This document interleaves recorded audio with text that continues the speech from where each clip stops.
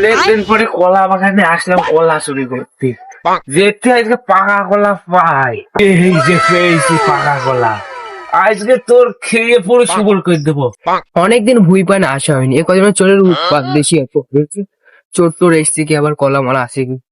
মালিক আসার আগে এই কলা গোলা ছেড়িনি খেয়েনি, নাহলে মালিক আসলে উদম মারা মারবে। আর যেন আওয়াজ শোনা যাচ্ছে কলা বেরির মধ্যে থেকে, চোর টোর আসলো নাকি আবার? কই দেখি দেখি দেখি দেখি।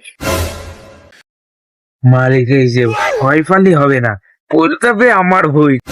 এ ভাই কলা তো তুই চুরি করছিস, ভুইটা কার ভাই? কেন আমার ভুই?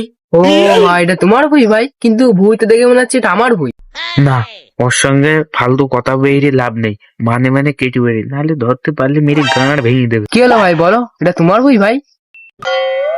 তুমি যতক্ষণ বলছো ওইটা তোমার ভুই। ও ভাই, তোমার পিছনে ওইটা কি ভাই? কই ভাই?